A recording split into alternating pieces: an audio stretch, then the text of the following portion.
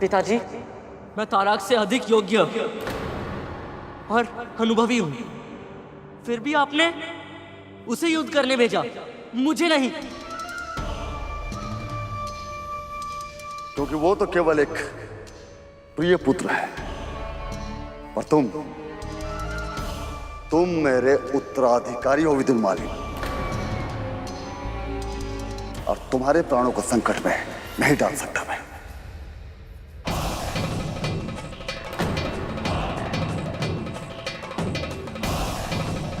जिस पुत्र का पिता ही उसका शत्रु हो जाए तो इस पूरे जगत में उसकी रक्षा कौन कर सकता है?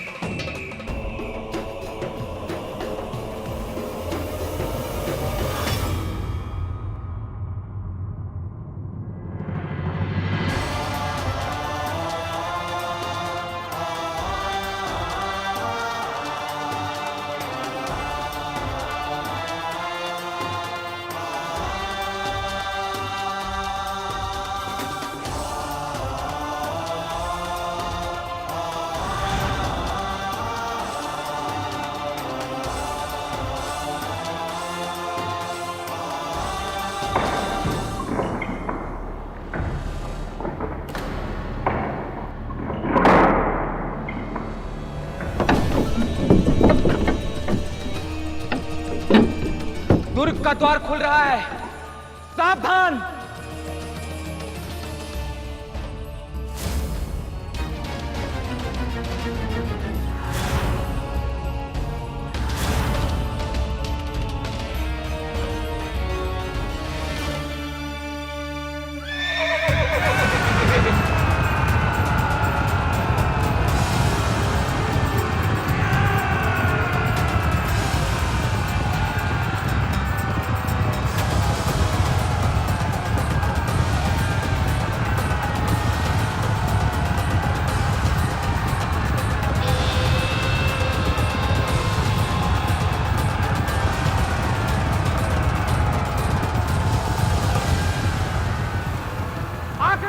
हमें उनसे पहले अस्त्रों का प्रयोग नहीं करना चाहिए।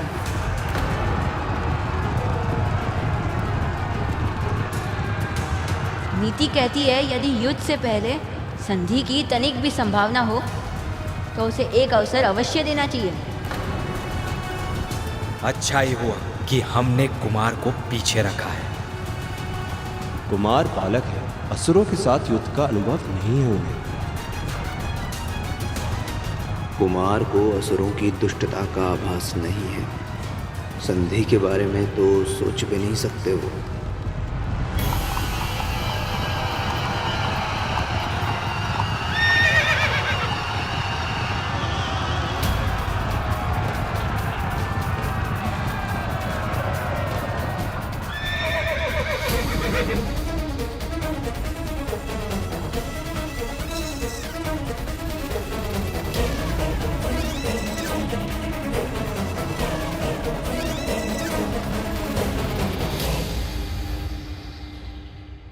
हमें युद्ध में कोई रुचि नहीं है।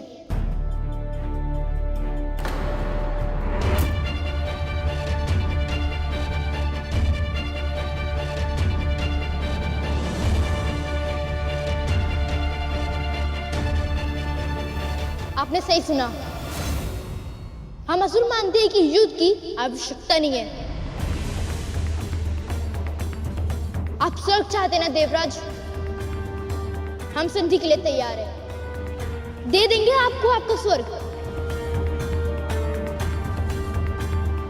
और देवताओं, सभी असुरों की ओर से मैं ये वचन भी देता हूं कि भविष्य में हम सबको शांति से जीने देंगे। बस एक शर्त है हमारी।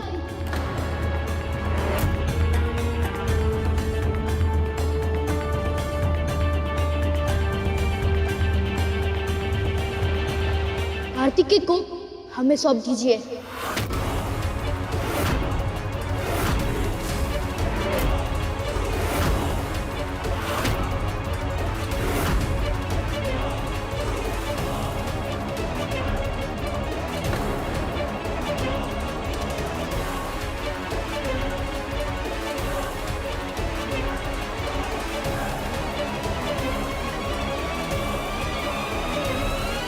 तारकासुर तो कुछ अधिक ही चतुराई दिखाने का प्रयास कर रहा है। देवताओं की सेना अपने सेनापति को शत्रु के हाथ में सौंप देगी, इसकी कल्पना करना मूर्खता है। या फिर कुशल युद्ध नीति। कहीं देवराज इंद्र स्वर्ग के लोभ में हमारे पुत्र को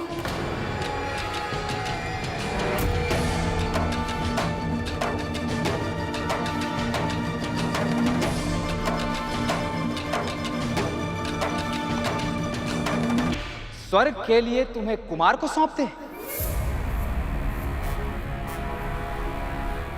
प्रस्ताव बुरा तो नहीं है।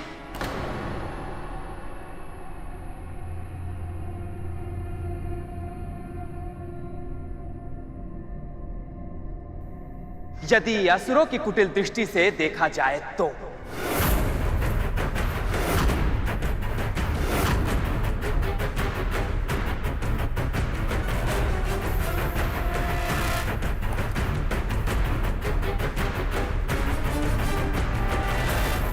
कितनी आसानी से तुम भूल गए कि कुमार हमारे सेनापति हैं, देव सेना का गौरव है ये। तुम असुरों से तो ऐसी ही मूर्खता की आशा थी।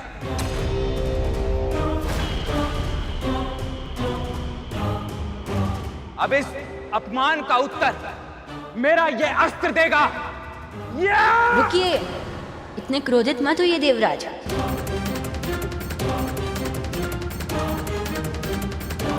असुरों का प्रस्ताव इतना भी बुरा नहीं है कि विचार किए बिना ही ठुकरा दिया जाए।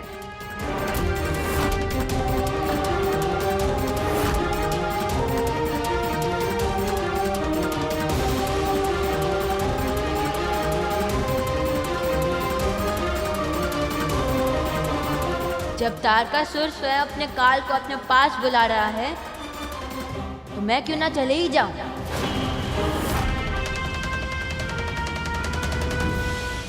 सीधे उसका सामना करूंगा तो निर्दोषों का रक्त बहाए बिना ही इस युद्ध का अंत कर पाऊंगा।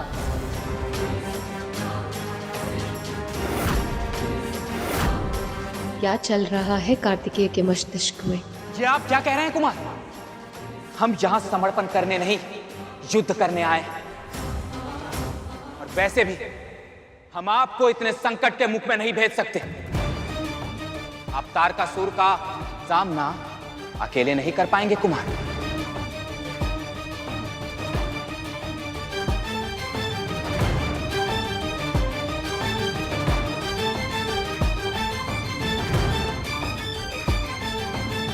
तुमने ऐसा प्रस्ताव देकर यह सिद्ध कर दिया है कि ना तो तुम संधि के योग्य हो और ना ही क्षमा के।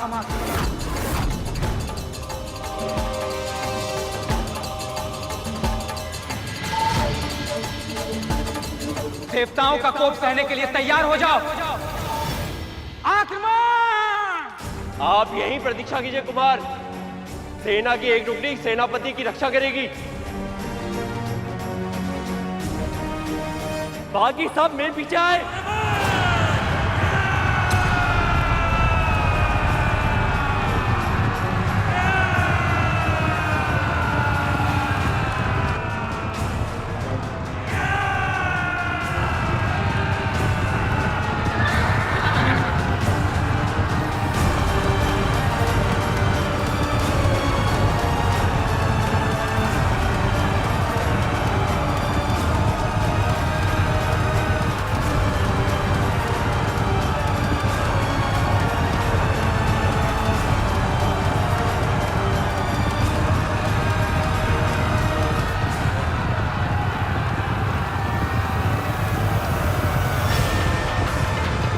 इन मूर्ख देवताओं को लगता है कि हम इनसे भयभीत हैं, किंतु हमारी योजना कुछ और ही है।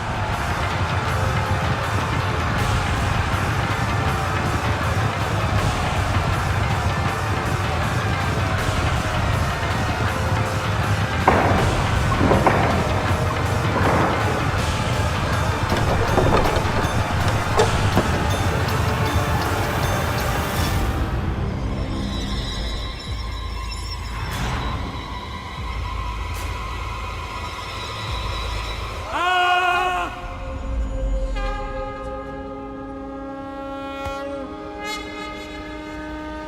देवताओं, दुर्ग द्वार को भेदने में हम सफल रहे। अब विजय निश्चित है। महल की ओर बढ़ो।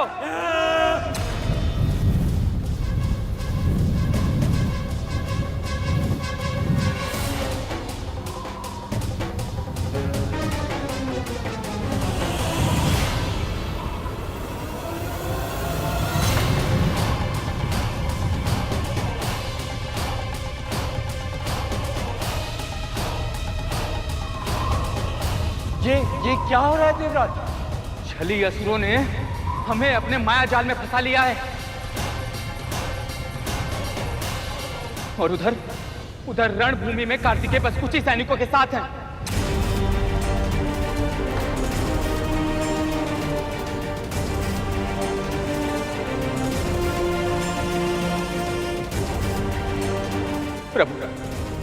प्रभु अब क्या होगा? प्रभु अब क्या होगा?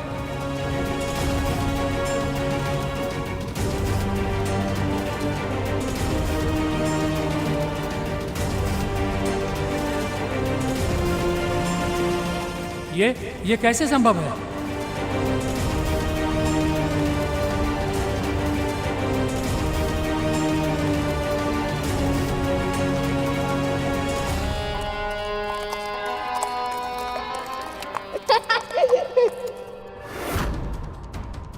आश्चर्य हो रहा है। आंखों के सामने इतना विशाल दुर्ग मुफ्त हो गया। वास्तविकता में तो देव सेनापति यहाँ पे दुर्ग था ही नहीं। यहाँ पे तो हमारा माया जाल था। ये मेरा माया जाल था जिसमें तुम्हारा देव राजा वो अभिमानी इंद्र बहुत सरलता से फंस गया और हमारी योजना सफल हुई।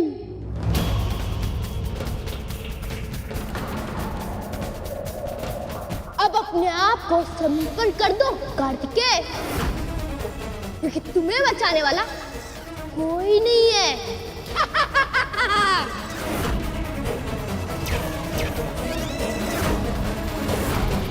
तारकासुर ने अपनी माया का प्रयोग कर दिया।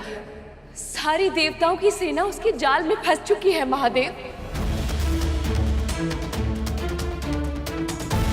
इतने शक्तिशाली असुर के विरुद्ध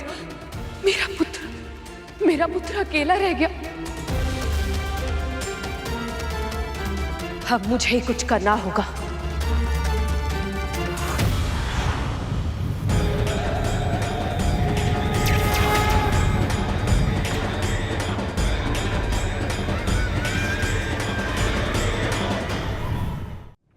ये आप क्या कर रही हैं देवी? वही जो एक माँ को करना चाहिए, अपने पुत्र की रक्षा। माँ का कार्य केवल रक्षा करना नहीं होता देवी, आत्मरक्षा सिखाना भी उनका दायित्व होता है। आप जानती हैं, जैसे किसी पौधे को आवश्यकता से अधिक छांव मिल जाए तो वो भी कुम्हला जाता है, ठीक उसी प्रकार पौधे के उचित विकास के लिए धूप भी उतनी आवश्यक होती है जितनी छांव।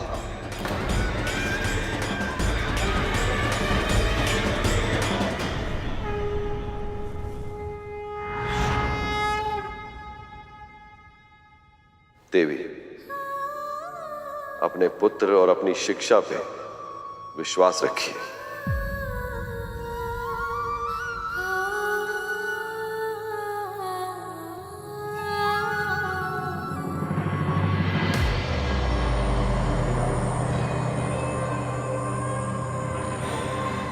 वाह पिताजी, क्या योजना बनाई है आपने।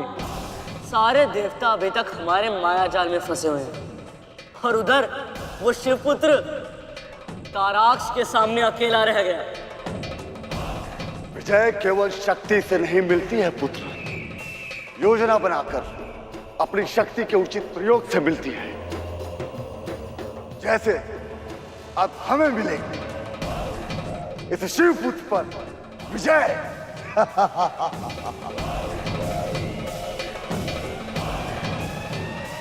स्वामी का इतना अधिक अहंकार मेरे मन में भय क्यों उत्पन्न कर रहा है? क्या हुआ सेनापति कार्तिकेय? अपने रक्षक देवताओं को बंदी देखकर मन घबरा रहा है। चिंता मत करो, युद्ध में किसी निर्दोष का रक्त बहे उसके पक्ष में मैं भी नहीं हूं। इसलिए यदि मुझसे भय ना लग रहा तो आओ, हम दोनों, केवल हम दोनों एक दूसरे का सामना करते हैं और अपने बाहुबल से इस युद्ध का परिणाम निश्चित कर ले।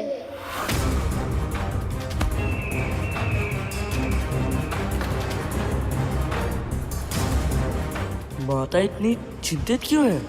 सेना का कार्य अपनी सेनापति की रक्षा करना नहीं होता, विपक्षी सेना से युद्ध करना होता है। और सेनापति का कार्य उस युद्ध का नेतृत्व करना होता है। तुम्हारी चुनौती मुझे स्वीकार है असुर। जो शस्त्र उचित लगे चुन लो।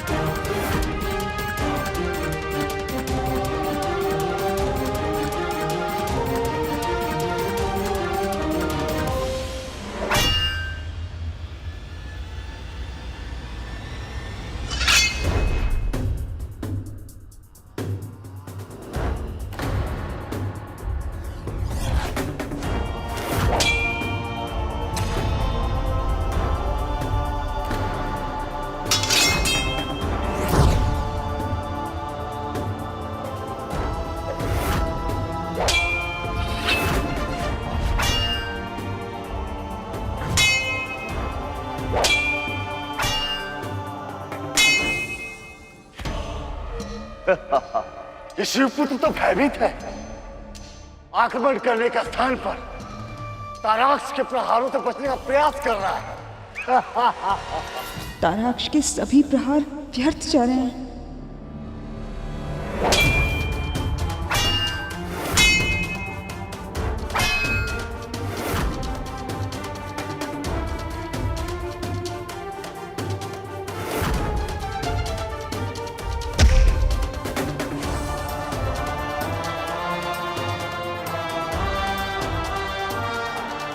तुम्हारी योजना सफल हो रही है पुत्र। असुर थक रहा है। अचानक प्रहार करो और समाप्त कर दो इस युद्ध को। अचानक प्रहार करो और समाप्त कर दो इस युद्ध को। अचानक प्रहार करो और समाप्त कर दो इस युद्ध को।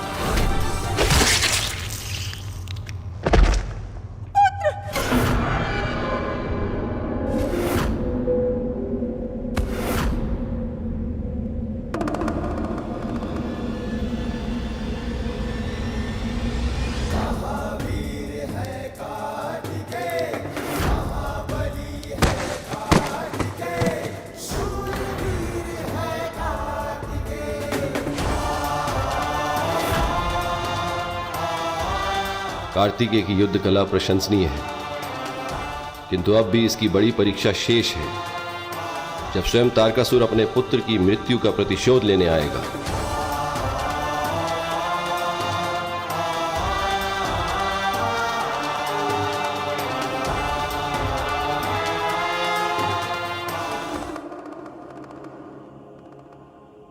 अब आप ठीक हैं देवी? महादेव, संकट अभी पूरी तरह से समाप्त नहीं हुआ है। देवराज और उसकी सेना अभी भी फंसी हुई है। मुझे संदेह है कि तारकासुर अब और भी अधिक तीव्रता से आक्रमण करेगा।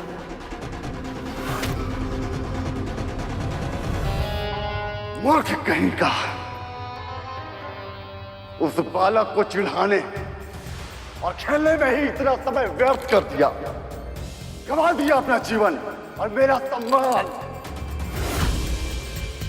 अभी तक पराजय नहीं हुई है पिताजी। इंद्र और उसकी सेना अभी तक हमारे बंदी है, और इस बात का तो प्रश्न उठता ही नहीं कि ये छोटा सा बालक किसी भी तरह से हमारा माया जाल तोड़ देगा। विजय की संभावना अभी भी शेष है पिताजी। तो जाओ विदुर माली, जाकर युद्ध करो और प्रतिशोध लो अपने भाई की मृत्यु का। मैं आपको निराश नहीं करूंगा पिताजी। जिस तरह से मेरे भाई का शीश कटकर भूमि पर गिरा है, उसी तरह से उस शिव पुत्र का शीश काटकर मैं लाऊंगा।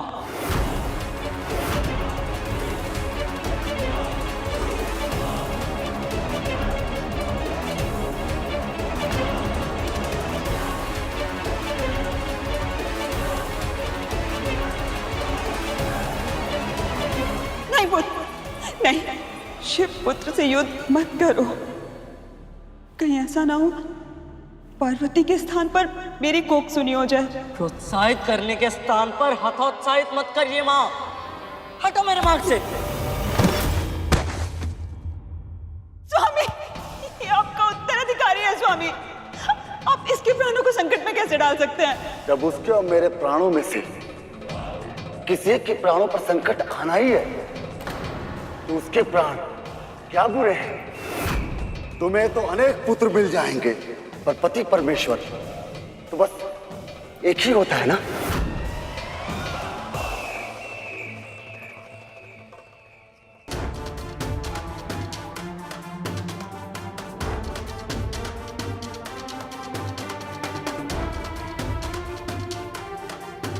मुझे देवराज और अन्य देवताओं को असुरों के मायाजाल से शीघ्र ही मुक्त करना होगा।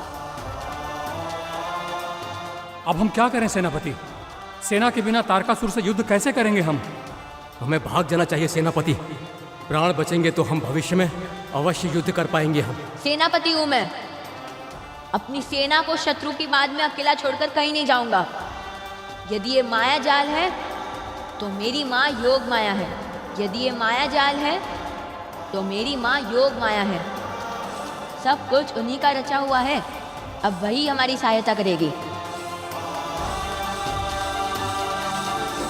देखा देखा कितना भयभीत है ये। प्रार्थना कर रहा है अपने प्राणों की रक्षा करने के लिए, और ऐसा नहीं होगा। ना ही इसके पिता मेरा वध कर सकते हैं, ना ही मां। तो फिर इस पूरी सृष्टि में ऐसा कौन है जो मुझसे इसकी रक्षा कर पाए? स्वामी का इस प्रकार अहंकार उचित नहीं है। अंततः है तो वो देवी पार्वती और महादेव का पुत्र। न जाने कितनी असीम शक्तियों का स्वामी होगा वो।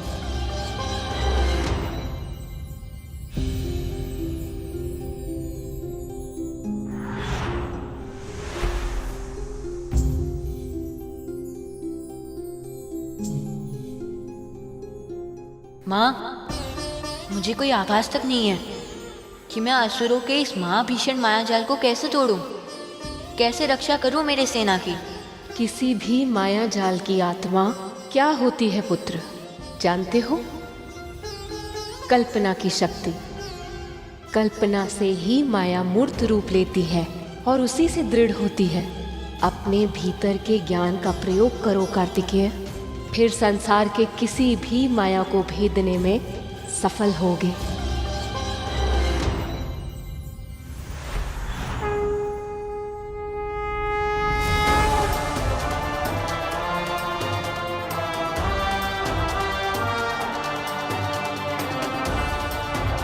मुझे इस माया जाल को तोड़ना ही होगा।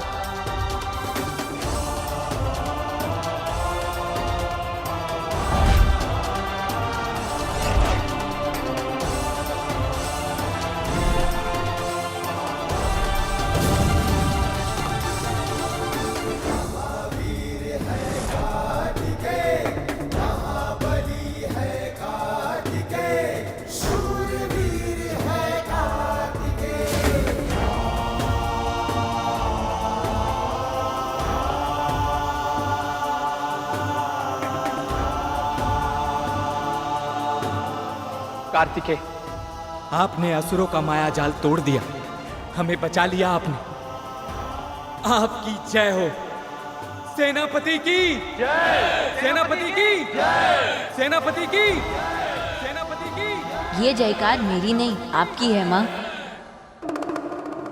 दूर रहते हुए भी आपने अपने पुत्र की सहायता कर ही दी। एक माँ अपनी संतान से शारीरिक रूप से भले ही दूर, पर इतनी दूर भी कभी नहीं होती कि उसकी हर इच्छा, उसकी हर पीड़ा बिना कहे समझ ना पाए। एक माँ अपनी संतान को शिशु अवस्था से ही जान जाती है, जब वो बोल भी नहीं पाता, जब उसे ये भी नहीं पता होता कि वो भूख से रो रहा है या नींद से। संतान भी अच्छी तरह जानती है कि उसे कष्ट हो तो मां सब कुछ छोड़ छाड़ के, सब कुछ भूल के उसकी ओर दौड़ती है। इसीलिए संतान चाहे कितनी भी बड़ी हो जाए, पर कष्ट की घड़ी में उसके मुख से पहला शब्द मां ही फूटता है।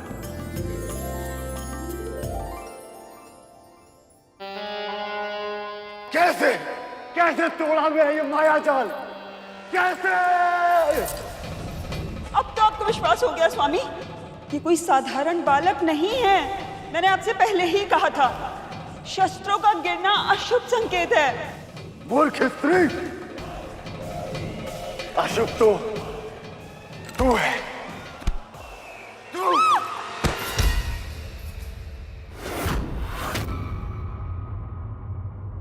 हमें क्षमा कर दीजिए कुमार, हमने आपकी क्षमता को कम आंका। हाँ कुमार, हम जानते थे कि आप तारकासुर का वध करने में सक्षम हैं, फिर भी हमने आपकी योग्यता पे विश्वास नहीं किया। हमें क्षमा कर दीजिए।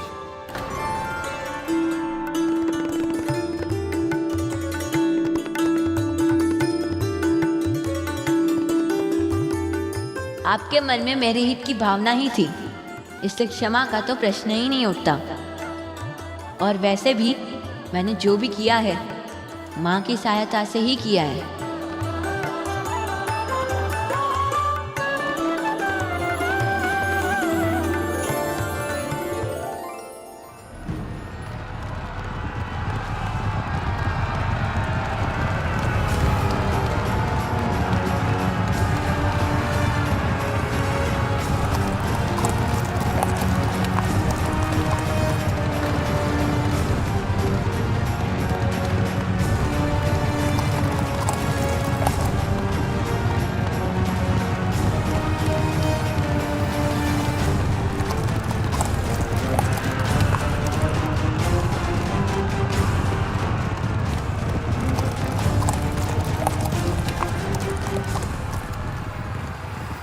जो भूल मैंने पहले की थी वो अब नहीं करेंगे कुमार। इस युद्ध का नेतृत्व आप कीजिए।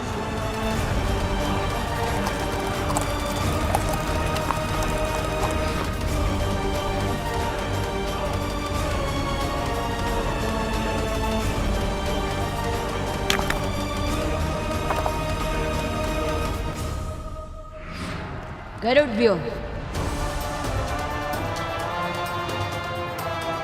गरुड़ व्यूह की रचना करो।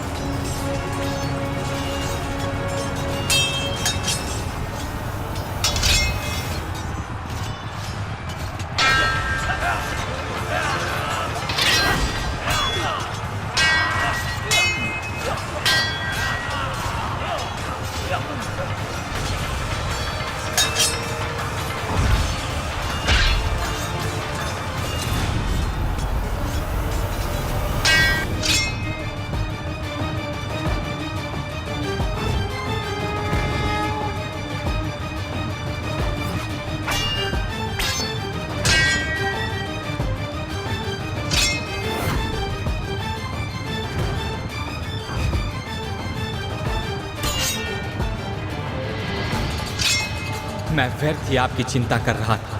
आप में तो स्वयं महादेव और माँ आदि शक्ति का अंश है। आप धन्य है सेनापति कार्तिकेय, आप धन्य हैं।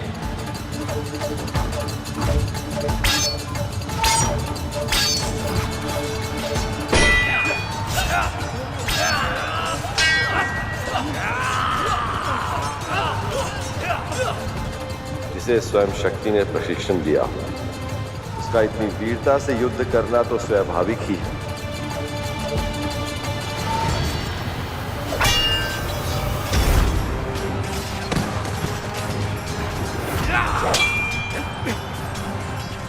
नष्ट करने के लिए अब और समय नहीं है विदुर मालिक। इस बालक पर आक्रमण करो, रोको इसे।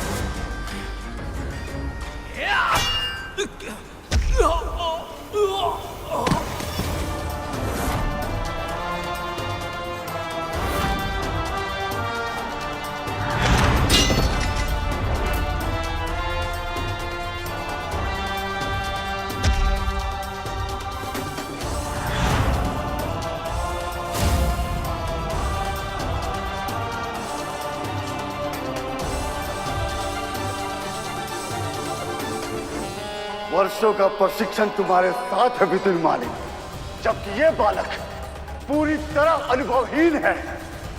जो कार्य ताराक्ष नहीं कर पाया, अब वो तुम करोगे।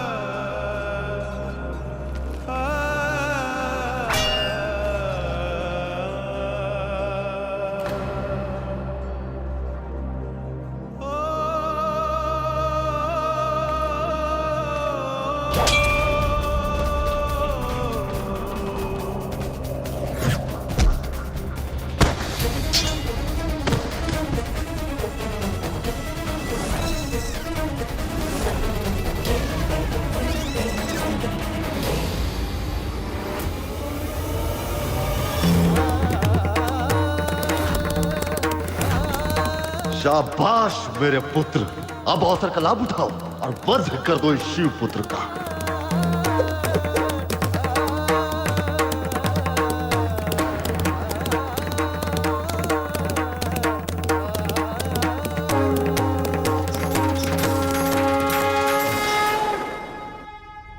देवी, केवल गिर जाने से हार नहीं होती, उसे स्वयं ही उठने दीजिए।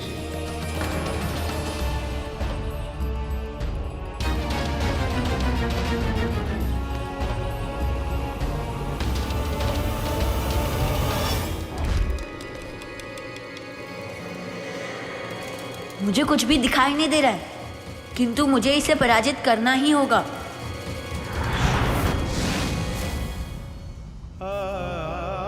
पराजय मन में हार मानने से ही होती है पुत्र। यदि तन में क्षमता है और मन में इच्छा है तो विजय की संभावना शेष है। पर मैं कुछ भी नहीं देख पा रहा माँ, इससे मैं कैसे युद्ध करूं ऐसे? सीमा तन की होती है परंतु मन असीमित होता है कार्तिकेय।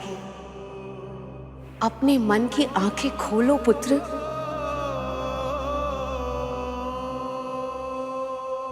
अपने मन की आंखें खोलो पुत्र।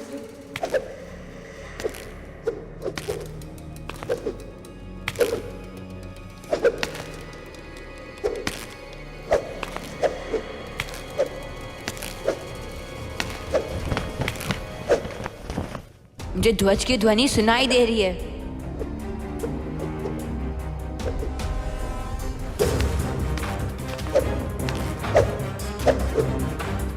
मैं अपने शत्रु के पैरों की ध्वनि सुन पा रहा हूं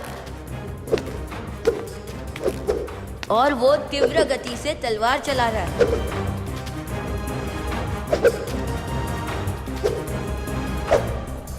मुझे ध्वज के पास पहुंचना होगा ताकि मैं उसे अपना शस्त्र बना सकूं।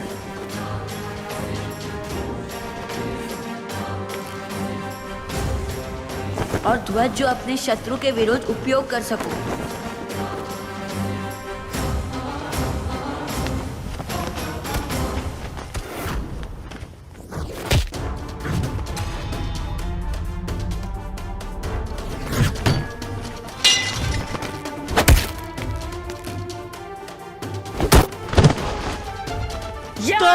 दया दया कीजिए गौरी शंकर सूत।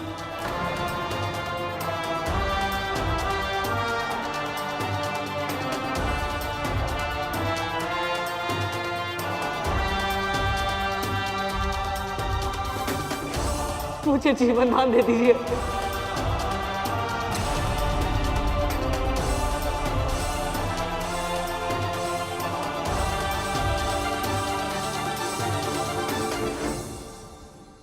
व्यक्तित्व की वास्तविक परीक्षा तब होती है देवी, जब चुनाव करना कठिन हो।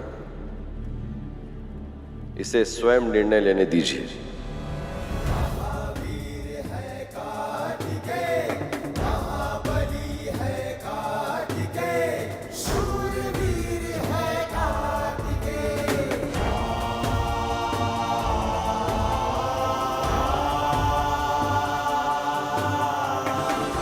इसका विश्वास मत कीजिए सेनापति। ये असुर है कुमार। छल करना, असत्य बोलना, ये इसका स्वभाव है।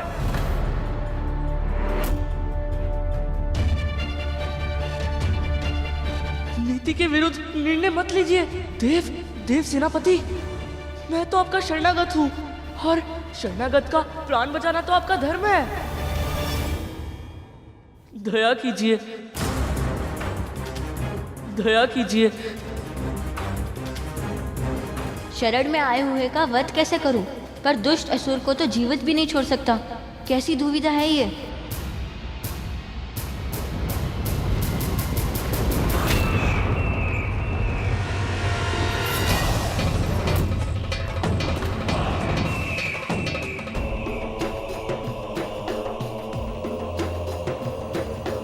जो शत्रु के पांव में गिर जाए वो मेरा पुत्र हो ही नहीं सकता।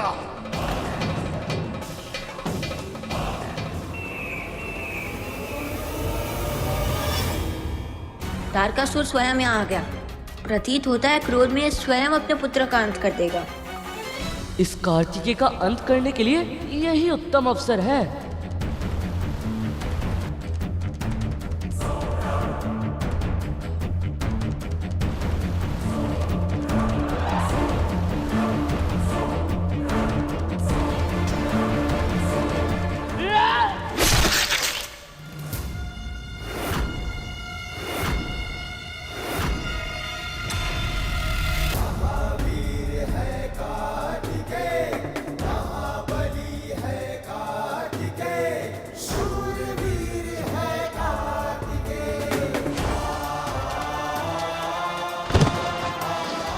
दुष्टों पर दया नहीं की जाती, उन्हें दिया जाता है केवल दंड।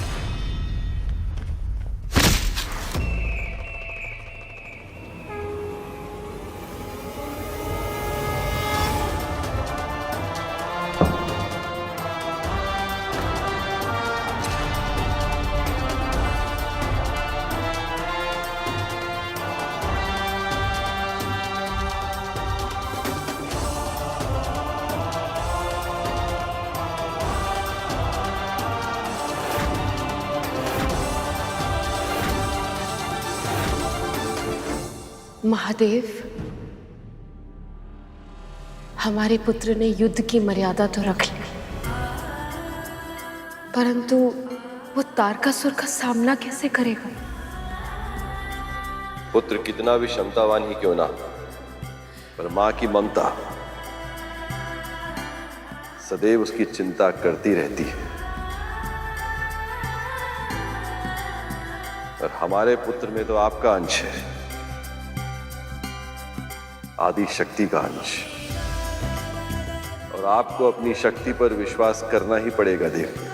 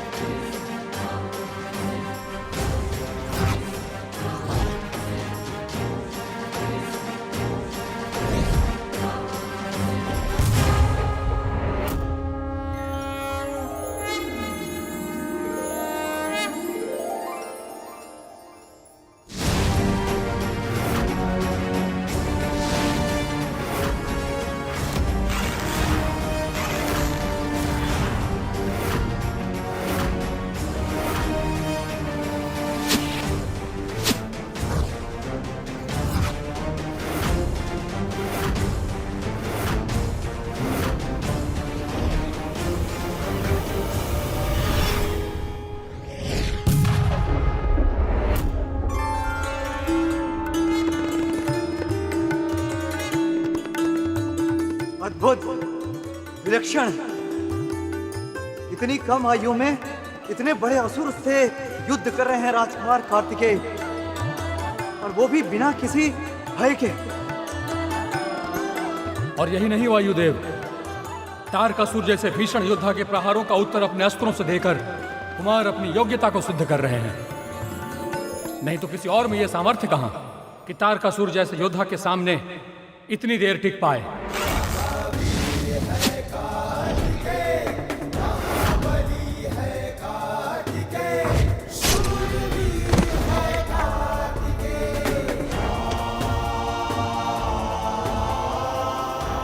मैंने सुना था असुर शत्रु के सामने घुटने नहीं टेकते।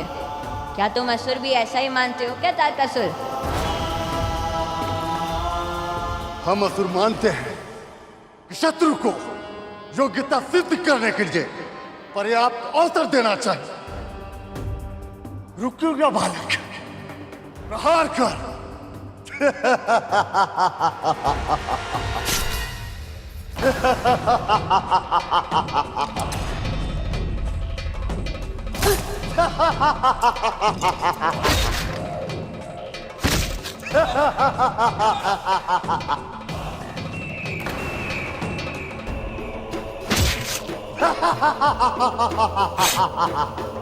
तू मेरा कुछ नहीं बिगाड़ सकता बालक, क्योंकि मेरे प्राण तेरी मां के चरण कमलों में है। मुझे मारना चाहता है तो जा, पहले उन्हें काट।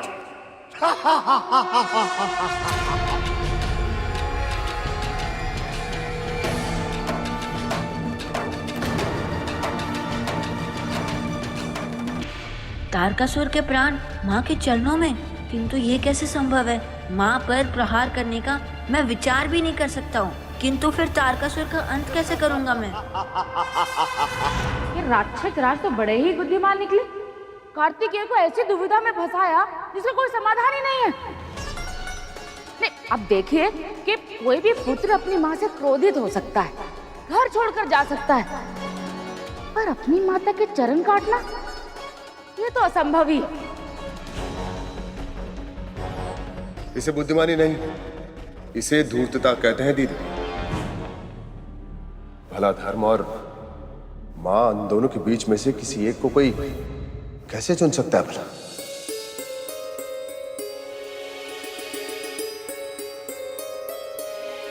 पर चुनना तो पड़ा ही होगा ना, क्योंकि यदि तारकासुर नहीं हारता तो संसार कैसे बच पाता। परंतु मां, सदैव अच्छे व्यक्तियों को ही ऐसी कठिन परीक्षाएं क्यों देनी पड़ती है? क्योंकि अच्छे व्यक्ति ही भगवान से सबसे अधिक प्रेम करते हैं। उनको अपने चरणों में सदा सदा के लिए स्थान देने से पहले भगवान के लिए भी अनिवार्य होता है कि वह उनकी परीक्षा ले। कार्तिकेय के लिए भी ये चुनाव करना बहुत कठिन था। या तो उसे अपने कर्तव्य को चुनना पड़ता जिसके लिए उसका जन्म हुआ था, या तो अपने माँ को जो उनके अस्तित्व का आधार थी।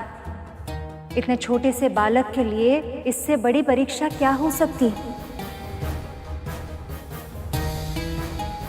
परीक्षा जब पहेली बनकर चुभने लगे तो उसका समाधान ढूंढना आवश्यक हो जाता है।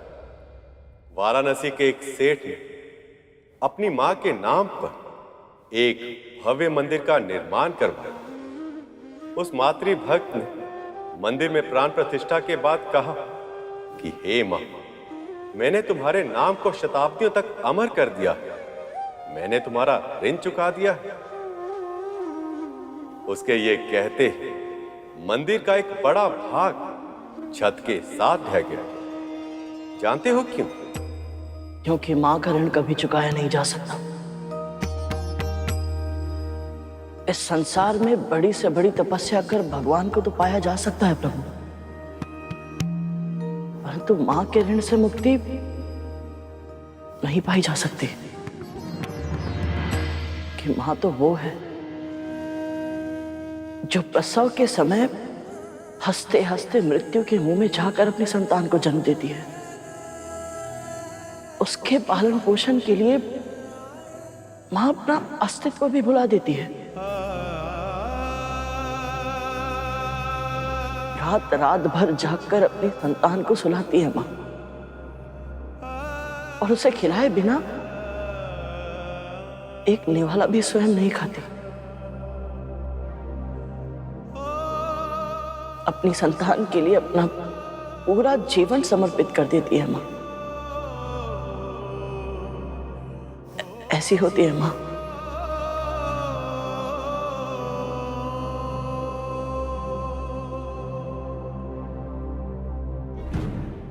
आयु कम है पर बातें बहुत बड़ी बड़ी करते हैं आप,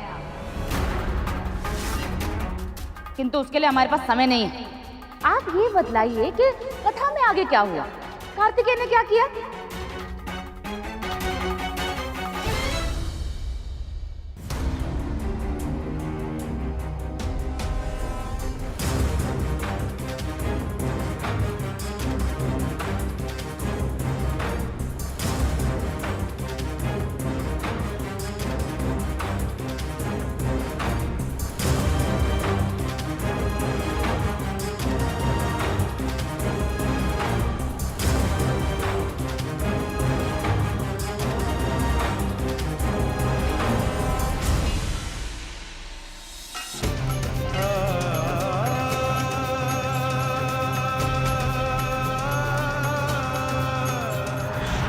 मैं तुम्हें आत्मिक ज्ञान से अवगत कराऊंगा।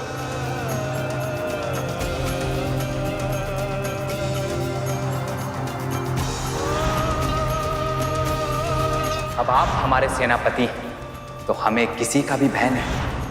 तू मेरा कुछ नहीं बिगाड़ सकता बालक, क्योंकि मेरे प्राण तेरी मां के चरण कमलों में।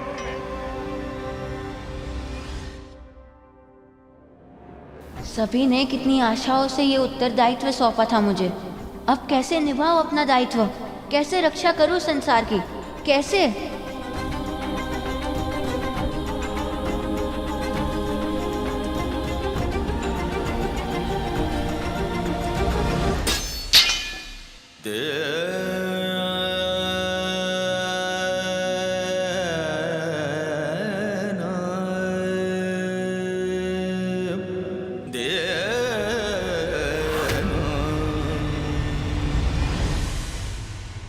जो सारे संसार को असंभव लगता था उसे संभव बना दिया मैंने। जो कल तक अकल्पनीय था उसे यथार्थ में बदल दिया। आज मैंने केवल उस बालक कार्तिकेय पर ही नहीं, अपनी मृत्यु पर भी विजय पा ली है। अपने काल को हरा दिया है मैंने। आप सत्य कह रहे हैं स्वामी? विश्वास नहीं हो रहा? कल सुबह अपनी आंखों से देख लेना। कल ना ये देवता यहां दिखाई देंगे और ना ही कार्तिकेय। वो कितना भी वीर क्यों ना हो, पर अपनी मां के चरण कमल काटने की शक्ति उस पुत्र में नहीं है, किसी पुत्र में नहीं होती।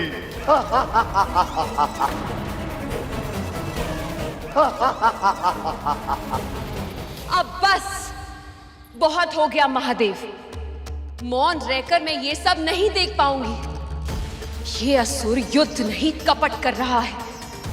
एक पुत्र को अपने मां के विरुद्ध तलवार उठाने के लिए विवश करने का प्रयास कर रहा है। जानता ही नहीं कि ये अनर्थ कभी नहीं हो सकता। पर ये अनर्थ हो गया है माँ।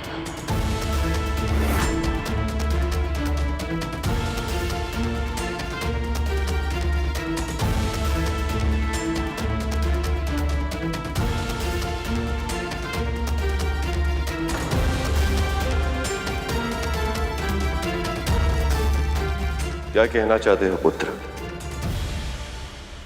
तुम्हारा अर्थ क्या है? आप दोनों ने ही मुझे सिखाया कि मेरा धर्म है धर्म की रक्षा करना, क्योंकि मेरा जन्म एक विशेष उद्देश्य के लिए हुआ था।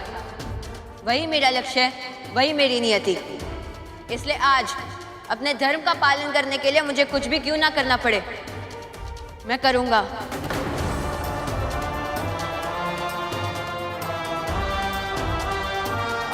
क्षमा कर दीजिए माँ, मैं विवश हूँ।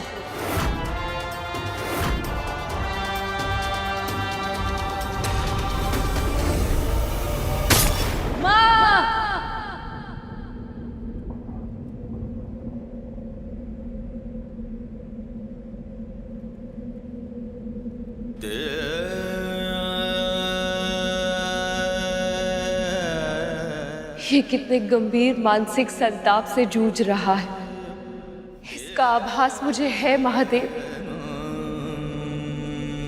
इसकी पीड़ा मैं अपने हृदय में अनुभव कर पा रही हूँ।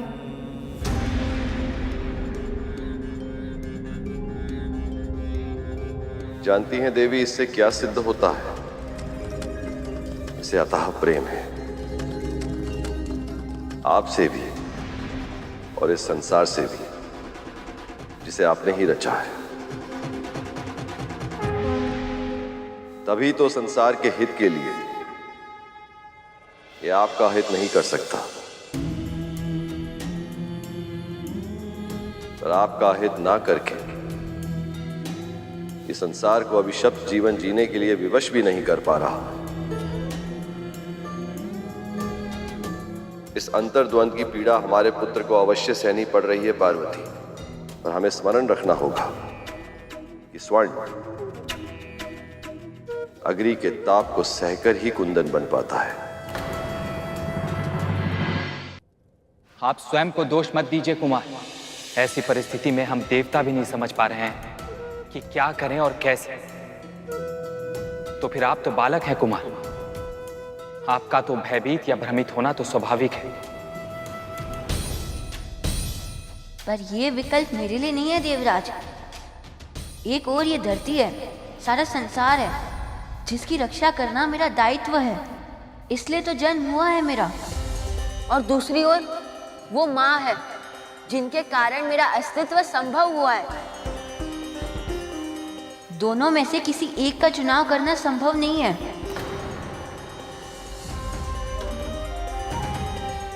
अवश्य ही कोई और उपाय होगा, पर ऐसा कैसे हो सकता है कि उस असुर ने मेरी माँ के चरणों में अपने प्राण रखे हो और माँ को पता तक ना चला हो। ये तो मुझे भी विचित्र लग रहा है कुमार। क्या ये संभव है कि ये असुरों की कोई नई चाल हो? अवश्य ही वो असत्य बोलकर हम सबको भ्रमित कर रहा है। या तो फिर ये भी तो संभव है कि उसने कहा तो सत्य ही हो, पर उसके सत्य का अर्थ कुछ और हो।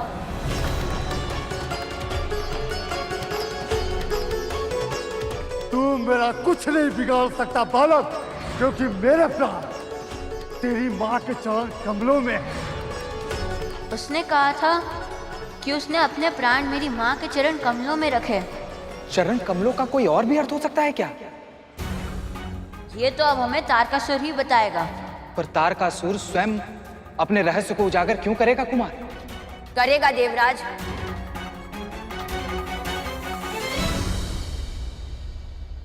हम उचित कुंजी लगाएंगे तो अपने रहस्य का ताला अवश्य खुलेगा, पर उसके लिए जैसा मैं कहूं आपको वही करना होगा।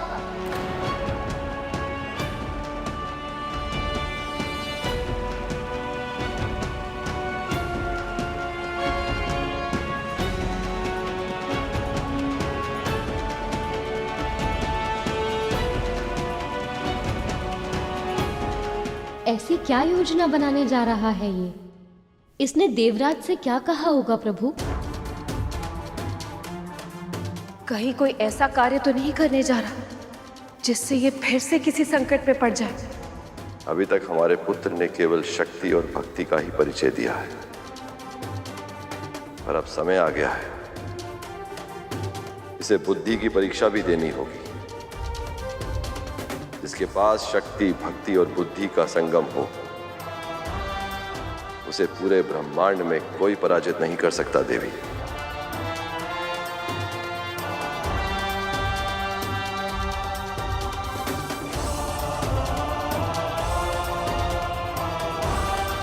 अब मैं शीघ्र ही उस तारकासुर के वध का रहस्य पता लगा के उसके प्राण हर लूंगा।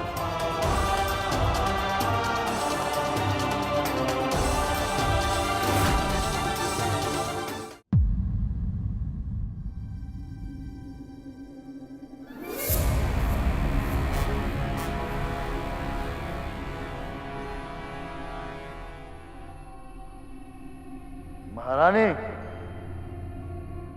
महारानी,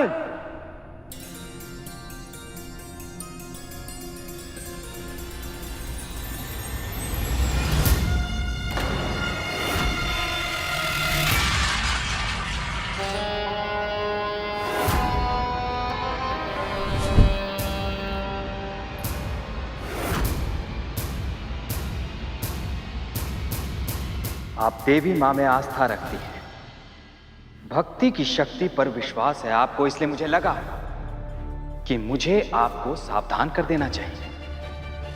यदि आपने अपने स्वामी को नहीं रोका महारानी, तो उनकी मृत्यु निश्चित है।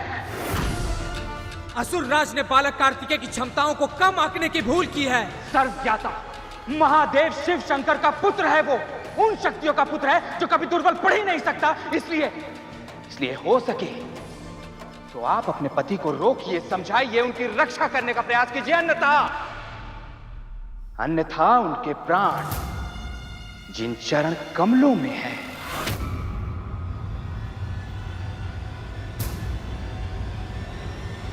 वो गौरी शंकर सुत उनका विनाश करके रहेगा।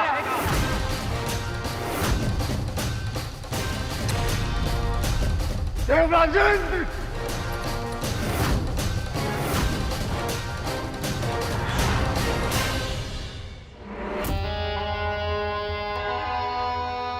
स्वामी, स्वामी कार्तिकेय को आपके चरण कमलों का रहस्य पता चल चुका है स्वामी। अब क्या होगा?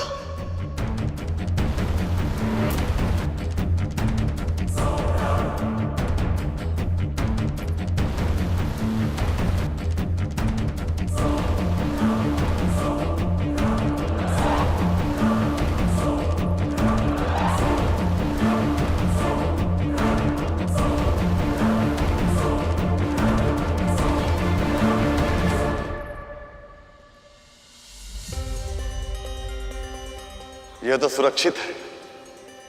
व्यर्थ में ही मैं चिंतित हो रहा था।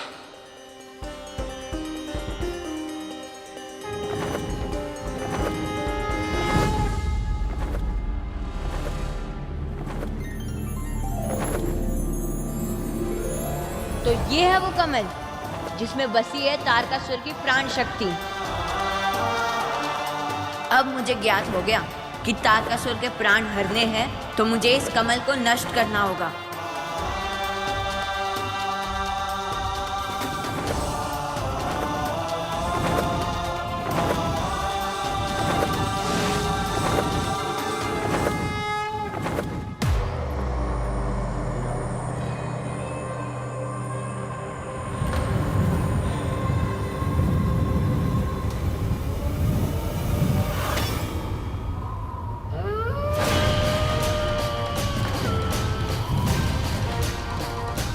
स्वामी, इतने सारे अपशकुन एक साथ? अवश्य ये किसी अनिष्ट का संकेत है स्वामी।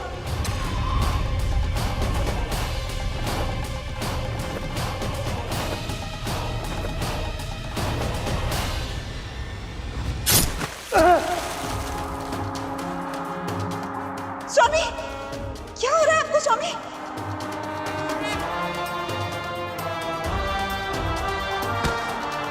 स्वामी,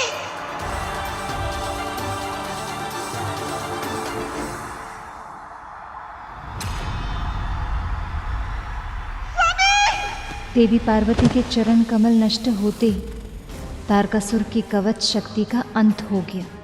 किंतु फिर आरंभ हुआ वो युद्ध जिसकी प्रतीक्षा देवताओं को कई वर्षों से थी। कार्तिकेय और तारकासुर का युद्ध, और अब की बार कार्तिकेय के वार से तारकासुर को कोई नहीं बचा सकता था। मेरे साथ छल करके तूने मेरे स्वर्ण कमल को भले ही नष्ट कर दिया हो, पर तू मेरे मनोबल को नष्ट नहीं कर सकता, और न ही मेरे भुजबल को। अब भी इतना शक्तिशाली हूं मैं कि तुझ जैसा असंख्य बालक मेरा कुछ नहीं बिगाड़ सकता। जानता ही है ना, यज्ञों की आहुति मेरे नाम पर होती है। भय से दी गई आहुति आस्था के छोटे से दीपक का भी सामना नहीं कर सकती तारकासुर। आज तुम्हारा अंत होगा, और वो अंत करूंगा मैं।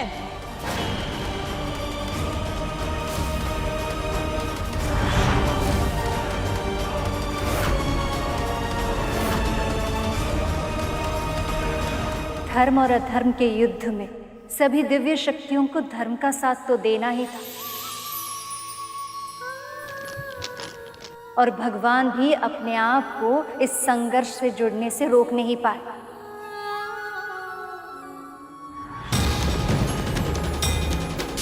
तभी नारायण, ब्रह्मदेव, महादेव, शक्ति अपने अपने दिव्य अस्त्रों के साथ वहां पहुंच गए।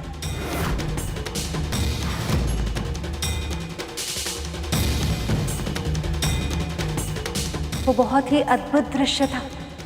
ऐसा लग रहा था कि कार्तिकेय में उन सब की शक्ति प्रवाहित हो रही है।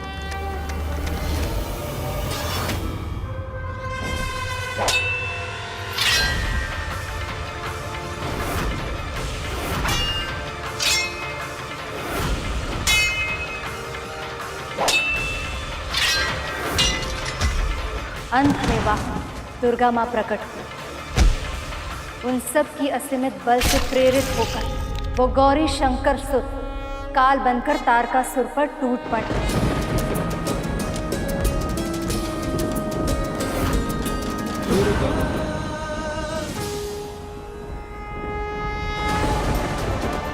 देवराज, क्या हमारा स्वप्न सत्य में सच हुआ? क्या तारकासुर सच में मारा गया?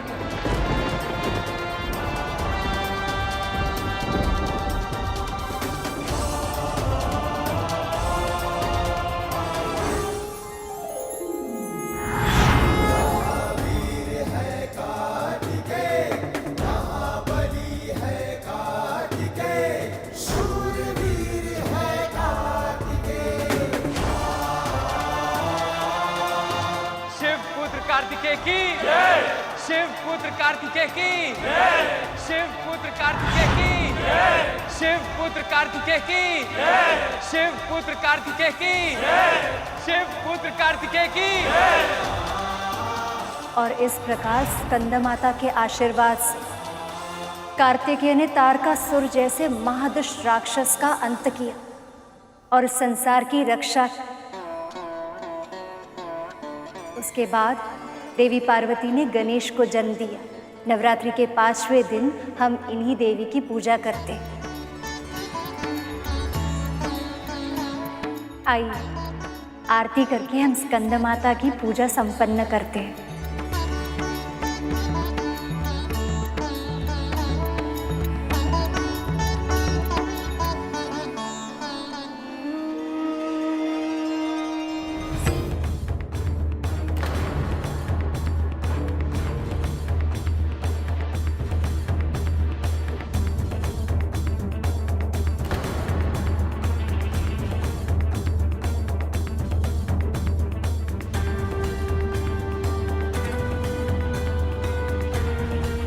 कितने समय तक पूजा करेंगे ये सब? कथा तक तो फिर भी ठीक था, पर अब तो कार्तिकेय के छोटे भैया के वाहन मूसक देव हमारे उधर में अशांति फैला रहे हैं। अब तो अति ही हो गई। इनकी पूजा का कार्यक्रम तो न जाने कब तक चले। हम जाकर पेट पूजा करते हैं।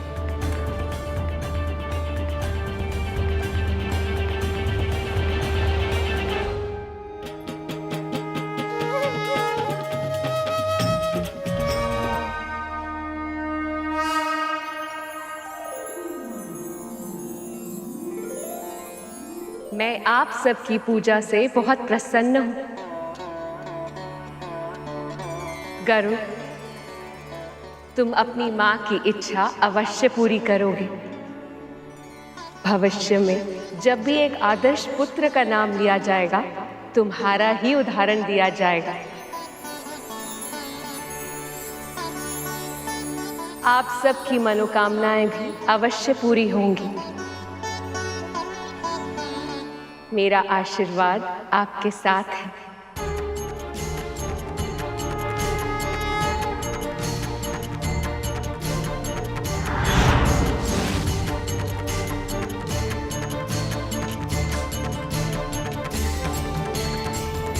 माँ की सबसे बड़ी इच्छा तो यही है कि मैं प्रभु नारायण की सेवा करूं, और मेरी भी बस यही एक मनोकामना है कि नवरात्रि के सभी व्रतों को पूरे विधि विधान से पूरा करके मैं अपने प्रभु का वाहन बन पाऊं।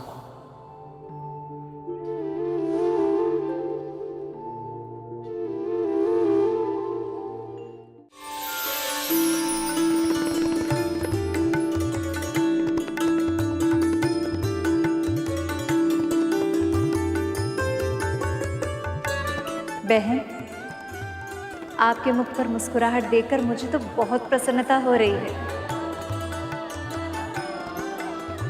कल स्कंद माता की कथा सुनकर ऐसा लगा जैसे परिस्थिति कितनी भी विपरीत क्यों ना हो, एक माता और उसके पुत्र के बीच विशेष संबंध सूत्र कभी नहीं टूटता। न जाने क्यों हमें ऐसा विश्वास होने लगा है बहन कि हमें हमारा पुत्र अवश्य मिलेगा। आपके मन में इस व्रत के प्रभाव से आस्था जगी, बहुत अच्छी बात है। अब आप बिल्कुल भी चिंता मत कीजिए, बस पूरी भक्ति से प्रार्थना कीजिए। माँ आपकी प्रार्थना को अनसुना नहीं करेंगे।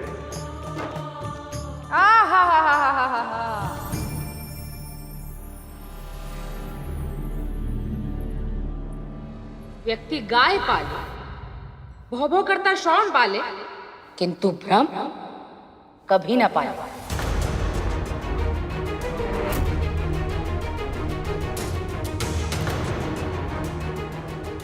2-4 दिन व्रत क्या रखेंगे? आप खुद को बहुत बड़ी तपस्विनी समझने लगे हैं। ये मत भूलिए कि एक साधारण स्त्री है आप। अपने पुत्र को तो संभाल नहीं पाए और चली है विश्वास करने कि माता रानी सारे जगत को छोड़कर अपनी कृपा केवल आप पर बरसाएंगे। अब भाई ये तो अति ही हो गई। दीदी अब बस भी कीजिए ना, आप इतना कड़वा काहे बोल रही हैं आप? हम तो केवल सच बोल रहे हैं।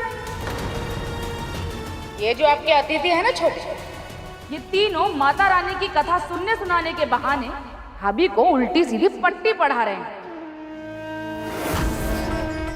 बहुत अच्छे से जानते हैं हम ऐसे लोगों को। हाँ नहीं तो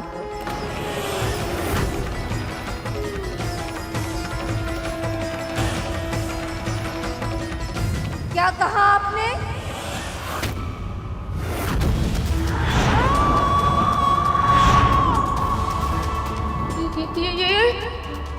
ये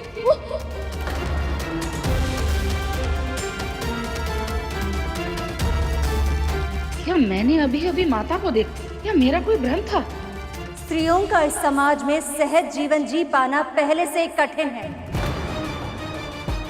और आप एक स्त्री होकर भी दूसरे स्त्री के मार्ग पर कांटे बो रही है।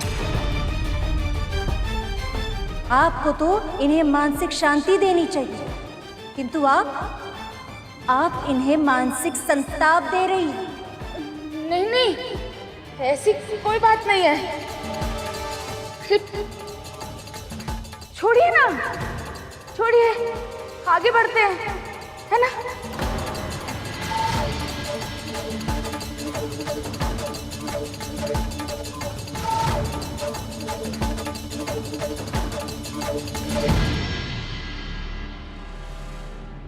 आप बुआ जी की बातों से प्रभावित मत होइएगा। माँ भगवती आपकी प्रार्थना अवश्य पूरी करेंगी।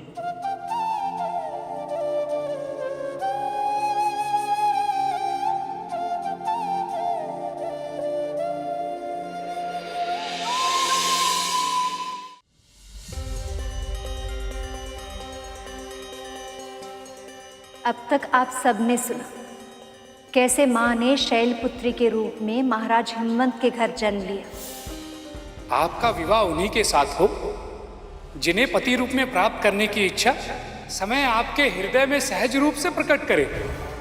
उसके बाद ब्रह्मचारिणी के रूप में तप करके महादेव को पति के रूप में प्राप्त किया।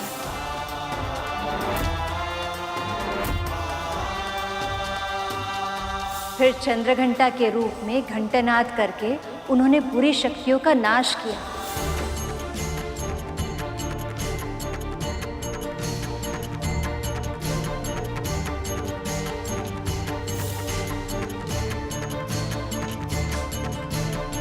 और फिर इस संसार और अपने पति के घर को सुंदर और स्वच्छ बनाया। कुष्मांडा के रूप में उन्होंने सिद्ध किया कि वो इस संसार की प्राण शक्ति है।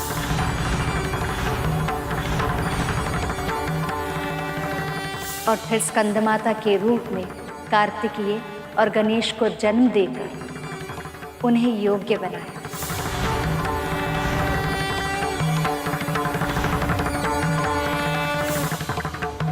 माँ के अब तक के सारे अवतारों में हर स्त्री की तरह उनकी प्राथमिकता थी उनके पति, घर और उनकी संतानें।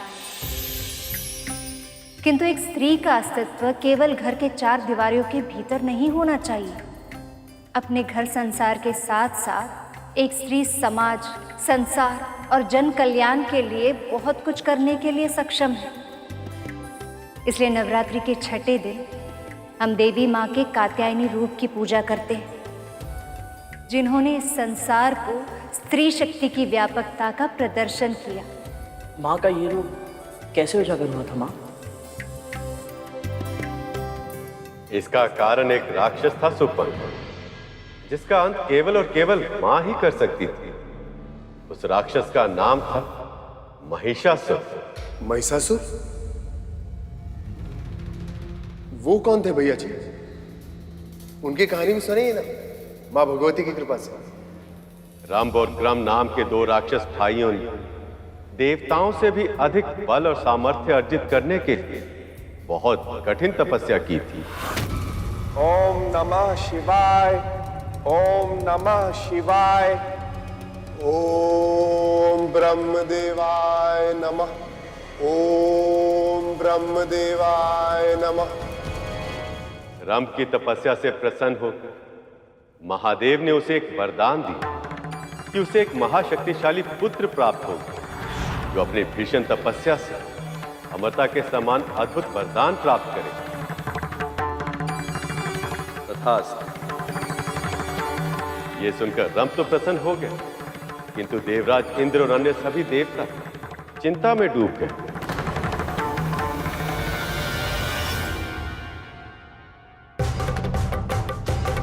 महादेव से वरदान प्राप्त करने के बाद रंभ एक बलशाली भैंस पर मोहित हो गए और उस महिषी के साथ संगम से उसे एक बलिष्ठ पुत्र प्राप्त हुआ, जिसका नाम रखा गया महिषासुर। महिषासुर, महिषासुर।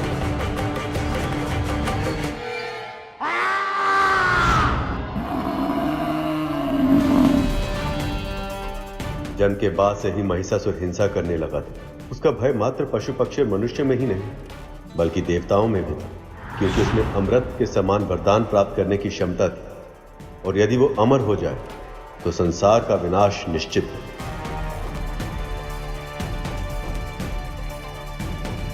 महिषी के साथ संगम से उसे एक बलिष्ठ पुत्र प्राप्त हुआ, जिसका नाम रखा गया महिषासुर।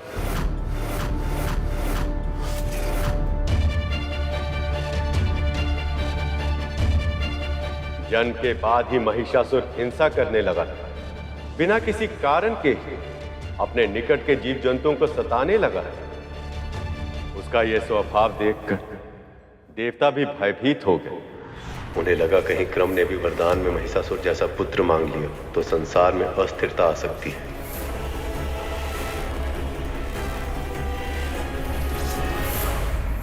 और उन्होंने क्रम की तपस्या को भंग करने का निश्चय किया।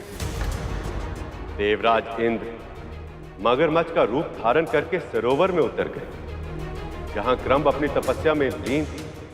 उस मगरमच्छ के प्रभाव से क्रम की तपस्या भंग हो गई और फिर उन दोनों में युद्ध हुआ, जिस युद्ध में देवराज इंद्र ने क्रम का वध कर दिया।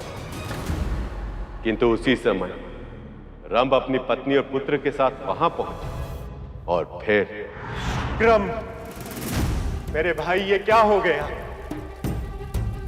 इतनी शीघ्र तुम मुझे छोड़कर चले गए मेरे भाई। अभी तो हमें इस सृष्टि पर मिलकर राज करना था मेरे भाई। अब जब तुम ही नहीं रहे तो इस सृष्टि का क्या लाभ?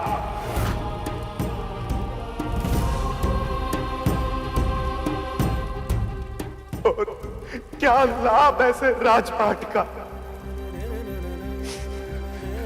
नहीं मेरे भाई, मैं तुम्हारे बिना जीवित नहीं रह सकता।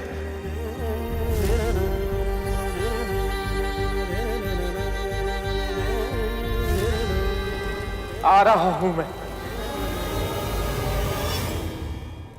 क्रम के बिना मेरा जीवन व्यर्थ है। पुत्र अपने पिता और अपने काका की मृत्यु का प्रतिशोध अवश्य ले और स्मरण रहे कि दुष्टों ने असमय हमें मृत्यु के मुख में जाने के लिए विवश कर दिया। मैं जानती हूँ आप अपने भाई से कितना प्रेम करते थे, किंतु यदि आप हमें छोड़कर चले जाएंगे तो हमारा क्या होगा स्वामी?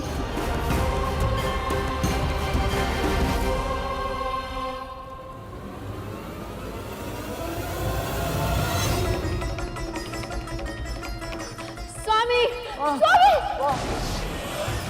नहीं,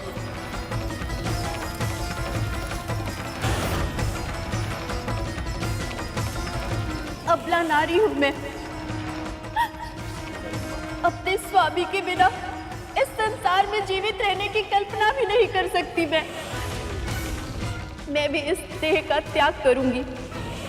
नहीं माँ, पर तुझे हम सब की मृत्यु का प्रतिशोध लेना होगा। देवताओं के राजा इंद्र से उसका सिंहासन छीनकर तुझे त्रिलोक का स्वामी बनना होगा।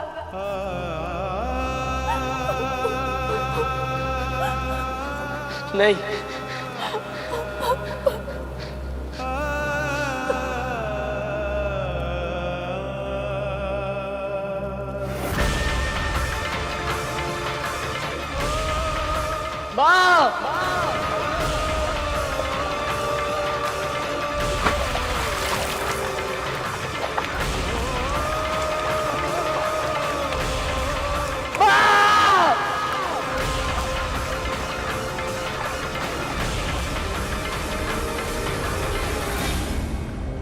इन देवताओं के छल और धृष्टता के कारण असुरों ने ऐसे ही प्राण गंवाए हैं, किंतु मैं अब असुरों के साथ और अहित नहीं होने दूंगा। मैं स्वयं महिषासुर का मार्गदर्शन करूंगा। पिताजी! अपनी आंखों के सामने उस बालक ने अपने काका, पिता और मां को साथ छोड़कर यमलोक जाते हुए देखा। उसी समय उसके भीतर कुछ टूट गए और उसकी आंखों में प्रतिशोध की ज्वाला धधकने लगी।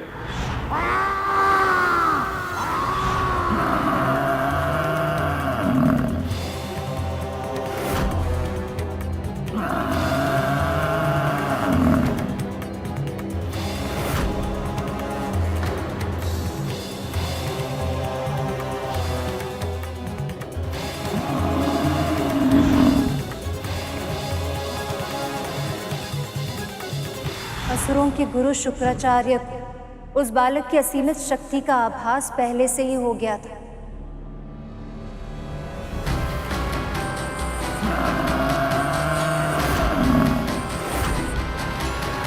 समय के साथ उनका विश्वास और भी दृढ़ हो गया कि महिषासुर देवराज इंद्र और अन्य सभी देवताओं को पराजित करके स्वर्ग पर अपना आधिपत्य स्थापित कर पाएगा।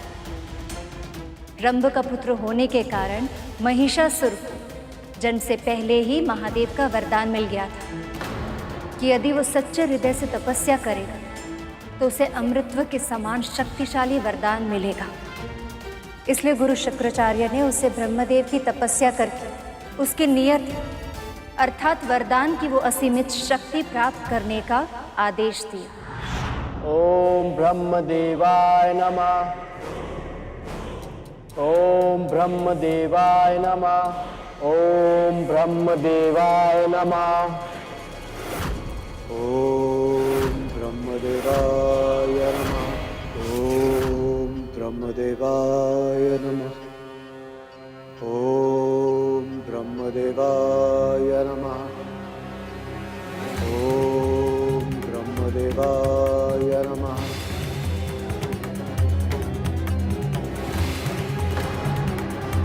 इसके तपोबल में निरंतर होती वृद्धि हमारे लिए संकट का सूचक है। अब तो बस एक ही उपाय शेष है, हमें इसकी तपस्या भंग करनी होगी। मुझे देवताओं का षड्यंत्र रोकना होगा। मुझे महिषासुर की तपस्या की रक्षा करनी होगी।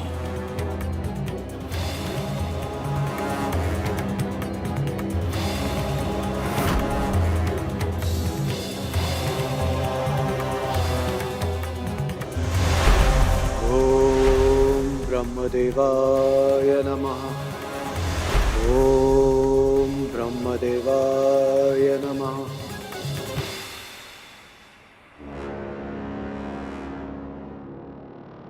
ओम ब्रह्मदेवाय नमः। वरुण देव,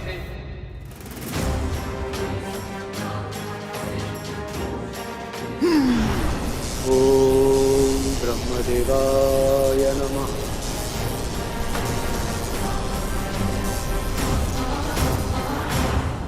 ओम ब्रह्मदेवाय नमः। अग्निदेव,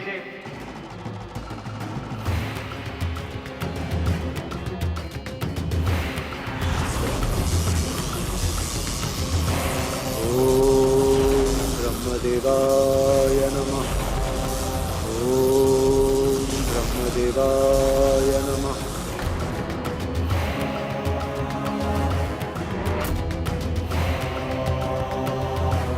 वायुदेव, कुछ भी कीजिए पर मुझे परिणाम चाहिए।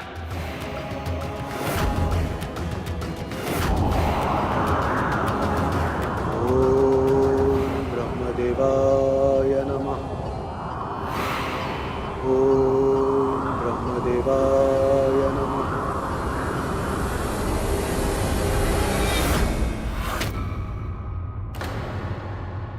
तुम देवताओं की शक्ति इतनी भी अधिक नहीं कि मेरे सुरक्षा कवच को भेद पाओ। इसकी तपस्या अवश्य पूर्ण होगी। महिषासुर अपने लक्ष्य को अवश्य प्राप्त करेगा। ओम ब्रह्मदेवाय नमः। एक और असुरों के गुरु शुक्राचार्य महिषासुर को अमृतत्व की ओर ले जा रहे थे, तो दूसरी ओर देवी पार्वती को आने वाले संकट का अनुभव होने लगा। अभी उन्होंने सक्रिय रूप से इसका अनुभव नहीं किया था, किंतु धीरे धीरे उनका मन कैलाश से भटकने लगा था, क्योंकि उन्हें चिंता थी अपने रचाई हुई संसार की और उसमें रहने वाले संतानों की।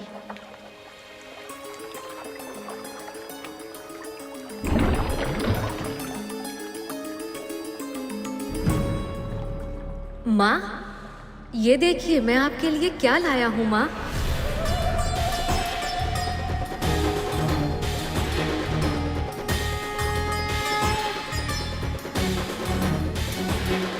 अरे ये क्या हो रहा है? और माँ इतनी विचलित क्यों प्रतीत हो रही हैं?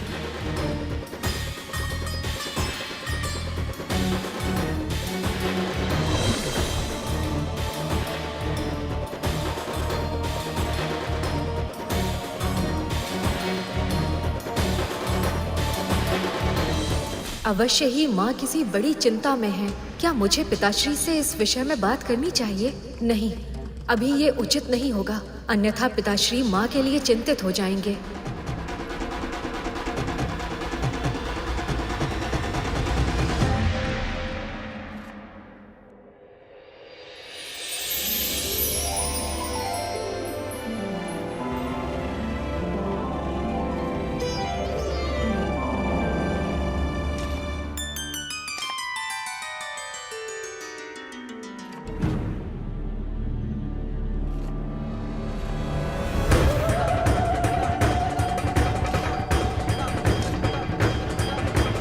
हे महादेव, रक्षा कीजिए।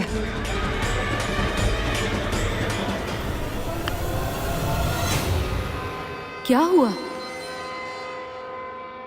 गणेश जी, माँ की छाया।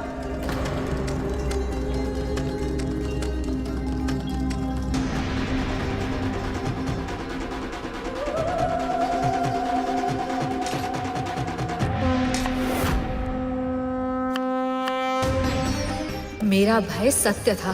माँ अवश्य ही किसी चिंता में है, किंतु प्रतीत होता है उन्हें स्वयं उनकी इस अवस्था का आभास नहीं।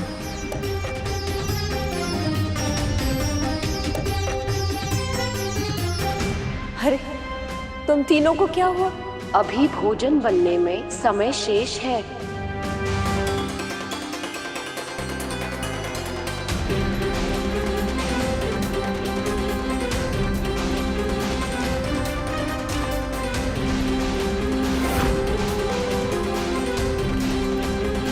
माँ के प्रतिबिंब में जिन विचित्र भावों की झलक दिख रही है, वो अवश्य ही भविष्य की किसी घटना का संकेत है। पर किस घटना का और क्या कारण हो सकता है इसका?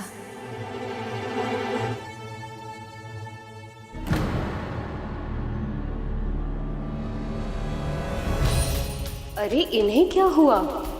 बिना कुछ बोले ही चले गए।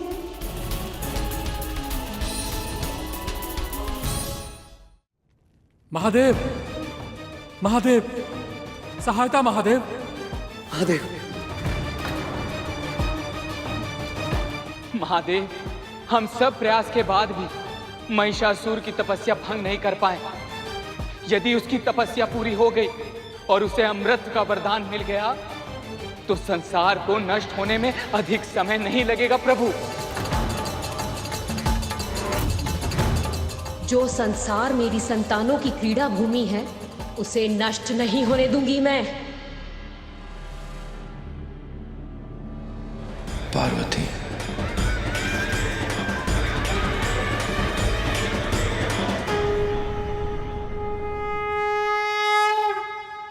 शांत हो जाइए आप सब।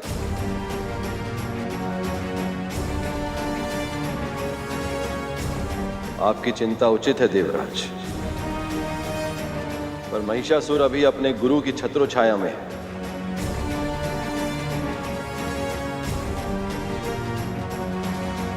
और गुरु का मान हमें रखना ही होगा।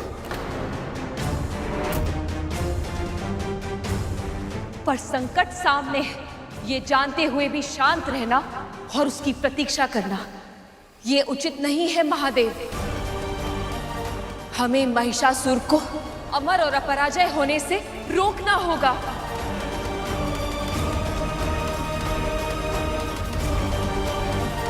जिसने जन्म लिया है उसे कभी ना कभी किसी ना किसी रूप में मृत्यु अवश्य घेर लेती है देवी। यही विधि का विधान है। जिस प्रकार कोई भी समस्या बाहर से देखने में असंभव दिखती है, उसका समाधान उसी के भीतर छुपा होता है। जिस वरदान से आप सभी देवता भयभीत हैं, वही महिषासुर की मृत्यु का मार्ग उजागर करेगा। ओम ब्रह्मदेवाय नमः। ओम ब्रह्मदेवाय नमः। महादेव तो अपनी बात कहकर अपनी समाधि में लीन हो गए, किंतु देवी पार्वती वो कैलाश में रहते हुए भी उन्हें संसार के अन्य सभी की चिंता सताने लगी। महादेव के पास होकर भी देवी पार्वती के मन में शांति नहीं थी। और फिर एक दिन नित्य समय की तरह अपनी माता पिता की पूजा करते समय गणेश ने देखा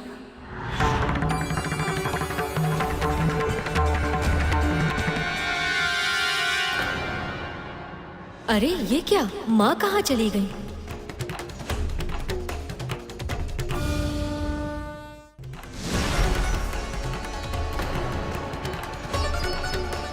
पिताश्री को माँ के बिना देखकर मुझे अचानक से ऐसा विचित्र अनुभव क्यों हुआ? क्या ये कोई अशुभ का संकेत है?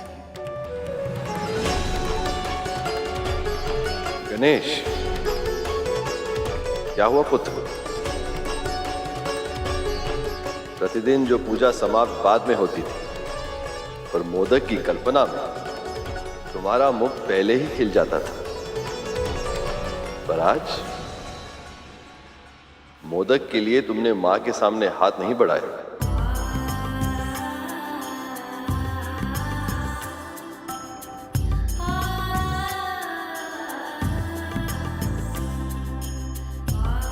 माँ, आप मुझे छोड़कर कभी नहीं जाएंगी ना?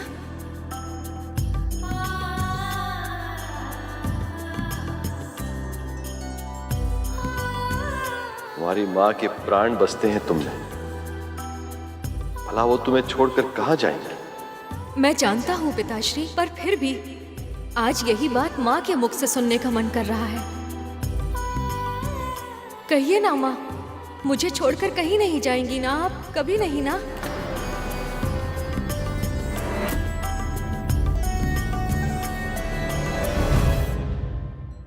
ये तू क्या कह रहा है गणेश? क्या हुआ देवी, आप इतनी असहज क्यों हैं?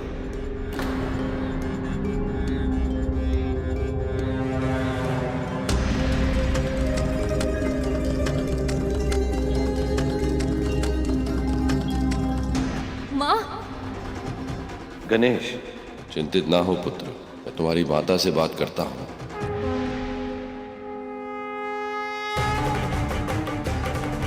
और यदि ऐसा नहीं हुआ तो मेरा भय सत्य हो जाएगा और माँ कैलाश और हमें छोड़कर चली जाएंगी। और इस बार पिताश्री माँ से विरह सह नहीं पाएंगे, कहीं संसार को विनाश का मुख न देखना पड़ जाए।